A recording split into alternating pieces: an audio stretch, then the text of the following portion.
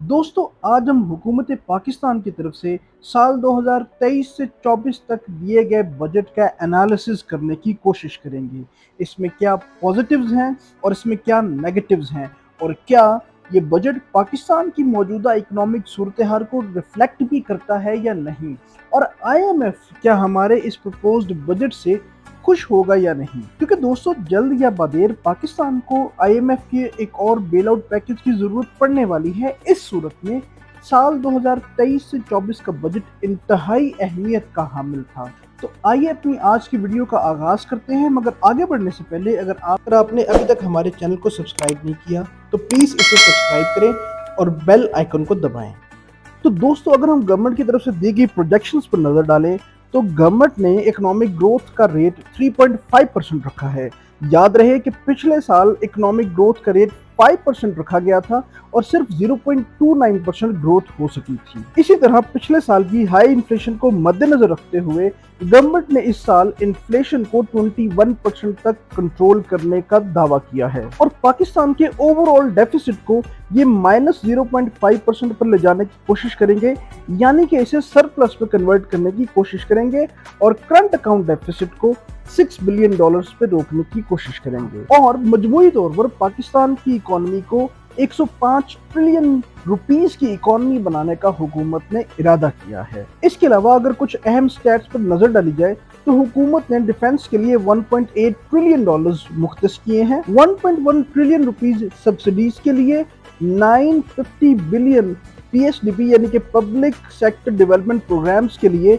22.7 billion health के लिए। इसके साथ साथ हुकूमत ने ट्रेड डेफिसिट यानी कि बरामदात और दरामदात के फर्क को $26 बिलियन पे रोकने का अहद किया है, और करंट अकाउंट डेफिसिट यानी कि बैरूनी महसूलात और खर्चे के फर्क को $4 बिलियन पे रोकने का अहद किया है, और आवाम को रिलीफ देने के लिए बेनजीर इनकम सपोर्ट प्रोग्राम में 50 बिलियन रुपीस का इजाफा करके इसका बजट 450 बिलियन रुपीस कर दिया गया है, और मिनिमम वेज को 35,000 रुपए पे मुकर्रर किया गया है। हुकूमत ने मजमूई तौर पर 4.4 ट्रिलियन रुपीस का बजट दिया है, जिसमें से टैक्स्ड और non taxed income 6.9 trillion rupees है, और इसके साथ साथ तकरीबन 5.5 ट्रिलियन रुपीस यानी कि $19 बिलियन तक बैरूनी और अंदरूनी कर्जों पर मुश्तमिल है। और अब अगर हुकूमत के अखराजात की बात की जाए तो इसमें सबसे बड़ा हेड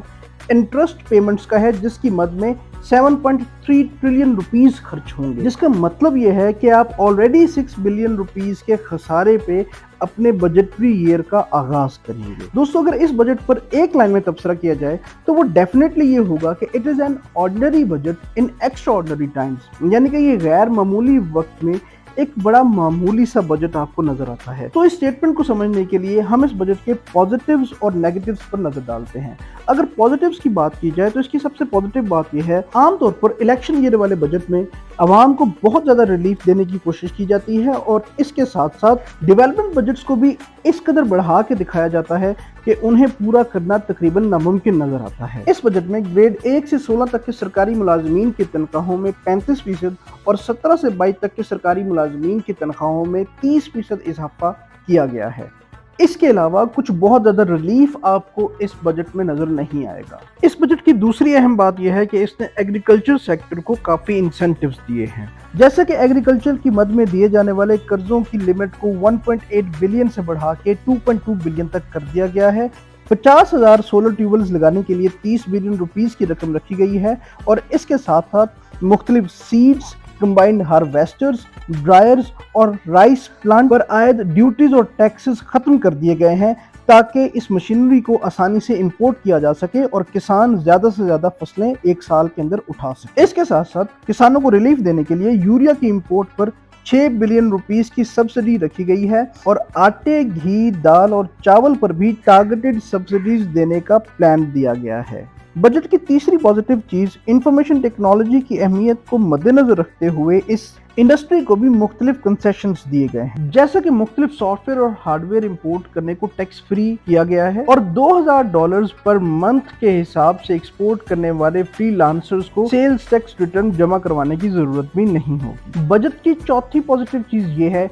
کہ सोलर एनर्जी से रिलेटेड इंपोर्ट्स को कस्टम ड्यूटी फ्री कर दिया गया है। अब अगर इस बजट के नेगेटिव्स पर नजर डालें तो बहुत सारे एक्सपर्ट्स का ये मानना है कि ये बजट अनरियलिस्टिक रेवेन्यू एस्टिमेट्स देता है। मिसाल के तौर पर बजट में टैक्स कलेक्शन के लिए 9.2 ट्रिलियन रुपीस का टारगेट रखा गया है, जबकि इससे पिछले साल ये टारगेट 7.5 ट्रिलियन रुपीस का था। और याद रहे कि इकोनॉमिक सर्वे ऑफ पाकिस्तान के मुताबिक पिछले साल पाकिस्तान की जीडीपी ग्रोथ रेट 6% थी और तब भी पाकिस्तान 7.5 ट्रिलियन रुपीस का टारगेट अचीव नहीं कर पाया। और इस साल इकोनॉमिक सर्वे ऑफ पाकिस्तान के मुताबिक जीडीपी ग्रोथ रेट 0.29% रहा है। तो 9.2 ट्रिलियन रुपीस का टारगेट कैसे अचीव किया जाएगा, ये एक मुइम्मा है। इस बजट की दूसरी नेगेटिव चीज ये है कि ये कोई स्ट्रक्चरल चेंजेस लाने में नाकाम रहा है। पाकिस्तान बिजनेस फोरम इस बजट को यूं डिस्क्राइब करता है कि it has done too little too late. इस बजट में फिस्कल डेफिसिट यानी कि खर्चों और आमदन के फर्क को कम करने का इरादा तो किया गया है,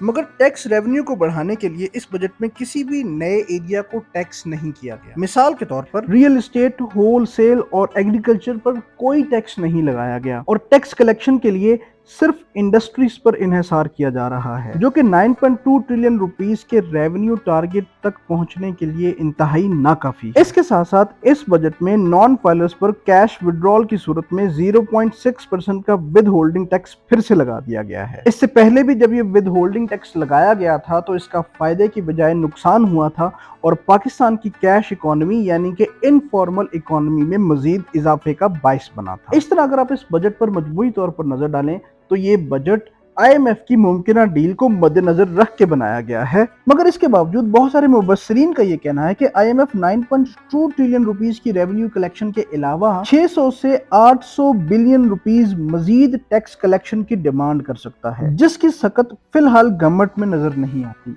इसका मतलब ये है कि आईएमएफ के साथ डील होने के बाद एक मिनी बजट भी आ सकता है जिसमें मजीद टैक्सेस लगाए जाएंगे। इसीलिए ये बजट एक्स्ट्रा ऑर्डिनरी टाइम्स में एक ऑर्डिनरी बजट नजर आता है, क्योंकि ये पाकिस्तान के एक्स्ट्रा ऑर्डिनरी हालात को कैटर करने की सकत नहीं रखता। वीडियो पसंद आई हो तो इसे लाइक करें, शेयर करें, चैनल को सब्सक्राइब करें और मजीद वीडियोस के लिए हमारे साथ जुड़े रहें।